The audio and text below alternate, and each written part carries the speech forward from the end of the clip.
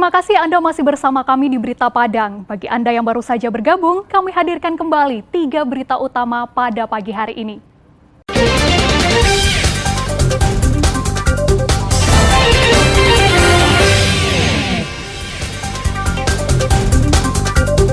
"80% sapi yang dijual tidak layak digunakan untuk kurban karena belum berumur 2 tahun.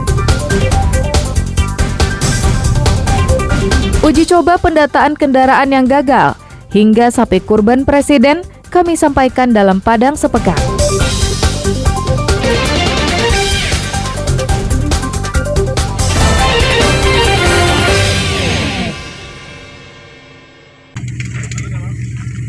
Cepet.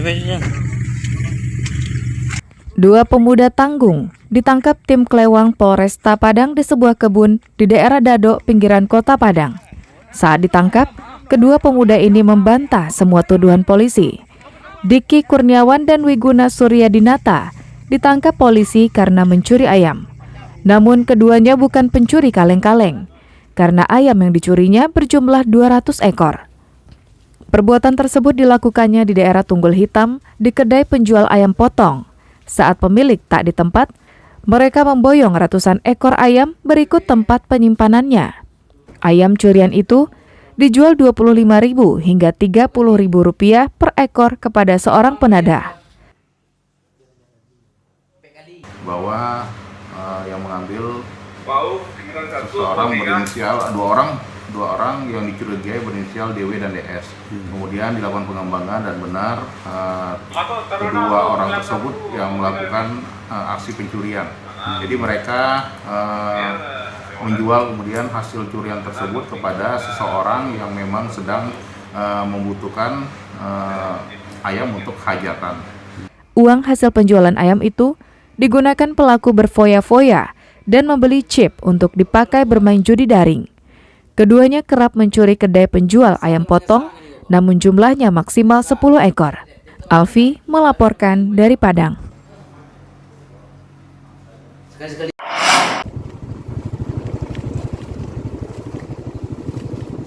Berbagai cara dilakukan petani untuk memperoleh hasil tani yang maksimal, seperti yang dilakukan kelompok tani Kabun Agro yang tergabung dalam Kapoktan Agro Subur di Koto Tinggi, Kecamatan Baso, yang berinovasi menggunakan ban sepeda motor untuk memipil jagung. Petani memilih cara tersebut untuk mempermudah mereka, karena sebelumnya petani melakukan dengan cara manual dan tak jarang mengalami luka lecet pada tangan. Di samping itu, cara tersebut juga memaksimalkan pekerjaan mereka. Sebelumnya, petani hanya bisa memipil jagung 100 kg per hari. Kini, dengan alat yang baru mereka ciptakan, petani bisa memipil 1 ton jagung per hari.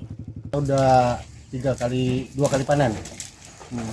Udah 2 kali panen menggunakan ini. Sebelumnya manual itu waktunya lama, terus efeknya ke badan kita juga agak, karena tangan kita ini bisa jadi melepuh gitu.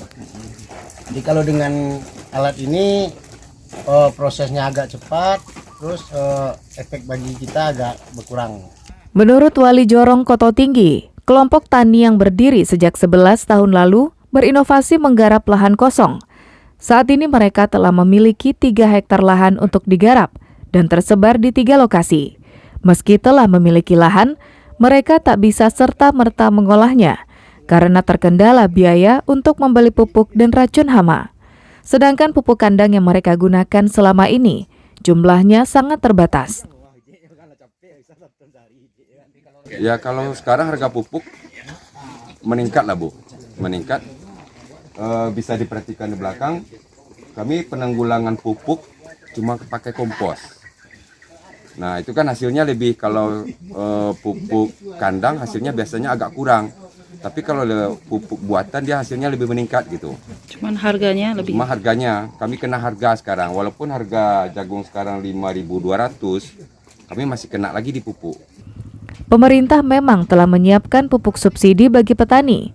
Namun fakta di lapangan, pupuk subsidi sangat susah diperoleh.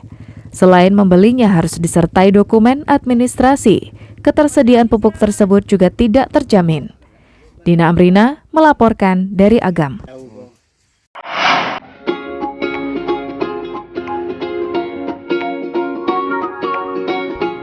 Sudah pernah coba lontong sayur, tapi pakai tulang kaki sapi? Kalau belum, liputan berikut ini mungkin bisa jadi referensi. Tulang-tulang besar ini adalah tulang stengkel kaki sapi, disirami kuah gulai. Jadi nggak sabaran ingin mencicipinya. Tunggu dulu. Menikmati tulang stengkel ini mesti ditemani lontong dengan gulai nangka. Ditambah sedikit mie goreng dan kerupuk merah. Lontong stengkel siap disantap.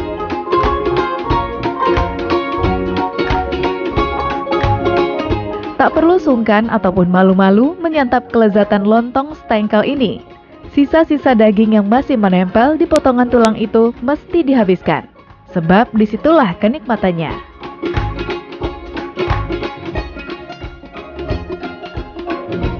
Setelah habis, terakhir sedot sumsum yang ada di dalam tulang stengkel itu. Itulah puncak kenikmatannya.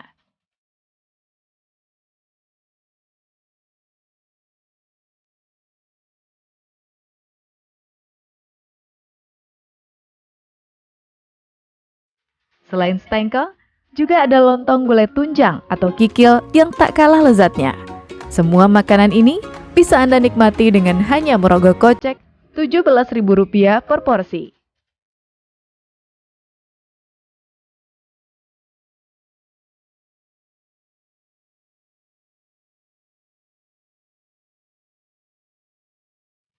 Lontong stengkel ini cuman ada di Padang aja, di Sumatera Barat aja, di daerah lain nggak ada. Dan itu sangat luar biasa. Jadi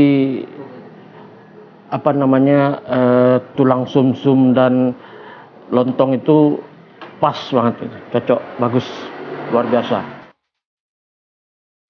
Warung lontong stengkel yang dikelola Sri Wahyuni ini merupakan usaha turun-temurun sejak zaman neneknya dulu.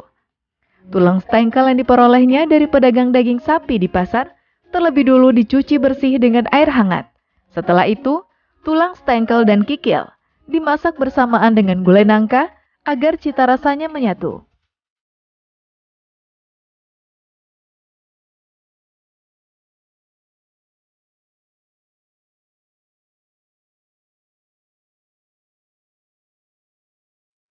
Namun kini Sri Wahyuni yang akrab disapa Elo mengaku kesulitan untuk mendapatkan pasokan tulang kaki sapi semenjak merebaknya penyakit mulut dan kuku. Jika sebelumnya Elo bisa menghabiskan 30 batang stengkel per hari, namun kini Elo hanya mendapat pasokan paling banyak 10 batang saja. Pasokan, apalagi kalau sekarang udah mau mendekati Lebaran Haji, sapinya udah susah, stoknya udah jauh berkurang. Ini karena udah ada langganan, jadi adalah bisa dipastikan standby, cuman jumlahnya yang lebih sedikit. Untuk menikmati lontong stengkel, Anda bisa datang ke Jalan Banjir Kanal Banda Bakali, Kelurahan Sawahan Timur, Kota Padang.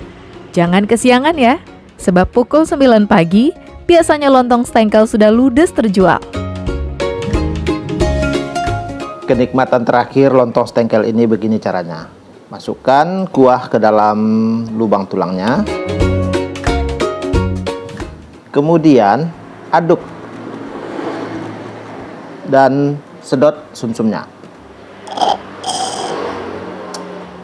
Nikmat. Arsyad Kusnadi melaporkan dari Padang, Sumatera Barat.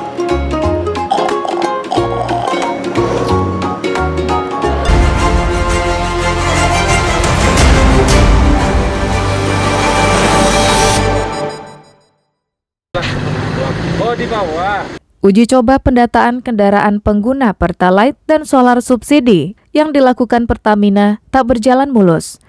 Di Padang Panjang, 1 dari 11 kota di Indonesia yang menjadi lokasi uji coba, tak diminati warga. Hal yang sama juga terjadi di Bukit Tinggi. Di Sumatera Barat, Pertamina menetapkan 4 kota untuk uji coba, namun hanya 2 yang menjalaninya. Saat uji coba pendataan, warga mengira membeli BBM harus menggunakan aplikasi. Kurang pahamnya warga merupakan bukti jika pendataan kendaraan pengguna Pertalite dan solar subsidi tak disosialisasikan dengan maksimal.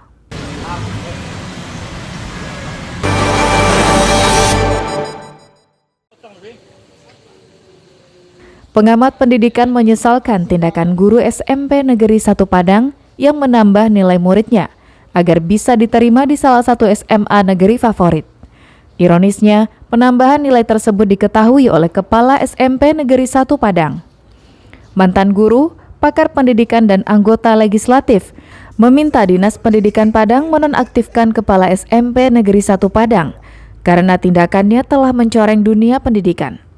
Seperti diketahui, Dinas Pendidikan Padang membatalkan penerimaan 50 siswa SMP Negeri 1 Padang yang sebelumnya dinyatakan lolos melalui jalur prestasi karena nilainya ditambahkan oleh gurunya.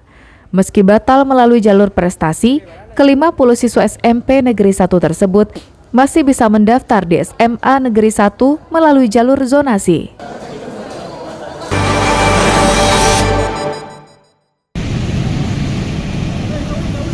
Angin kencang dan gelombang tinggi terjadi di pantai barat Sumatera.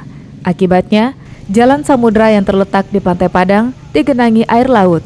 Saking tingginya gelombang, halaman kantor Dinas Kebudayaan Sumatera Barat yang selama ini tak pernah tersentuh air laut, justru digenangi air setinggi 20 cm. Akibatnya, trotoar dan badan jalan tempat warga berolahraga setiap pagi tak bisa digunakan. Selain itu, gelombang tinggi juga membawa sampah dan pasir laut. Menurut warga setempat, tingginya gelombang laut merupakan fenomena alam yang biasa terjadi.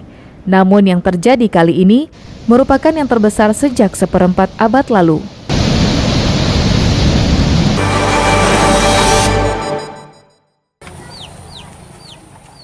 Satu keluarga miskin di Kanagarian Campago Selatan, Kecamatan 5 Koto Kampung Dalam, Padang Pariaman, tinggal serumah dengan ternaknya karena tak punya kandang khusus untuk kambing dan itik yang dipeliharanya. Keluarga itu tinggal di rumah yang tak layak huni, atapnya bocor dan dindingnya juga ditutup dengan seng bekas. Selain itu, halaman rumah mereka juga selalu becek karena posisinya yang rendah dan menjadi tempat genangan air. Belakangan diketahui, mereka juga tak pernah memperoleh bantuan dari pemerintah pusat dan pemerintah Kabupaten Padang Pariaman. Tak hanya itu, mereka juga tak terdata sebagai penerima Jamkesmas.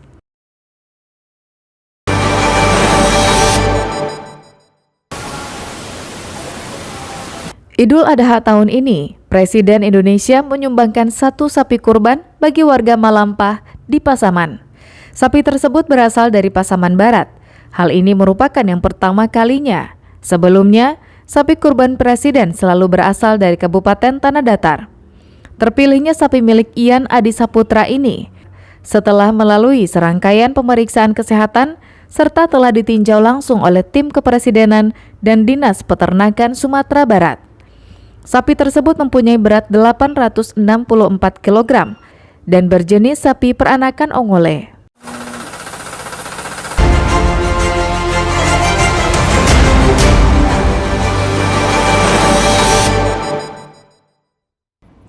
Saudara, informasi tadi sekaligus menutup berita Padang pagi ini. Saya Frin Meriana beserta tim redaksi yang bertugas mengucapkan terima kasih. Sampai jumpa.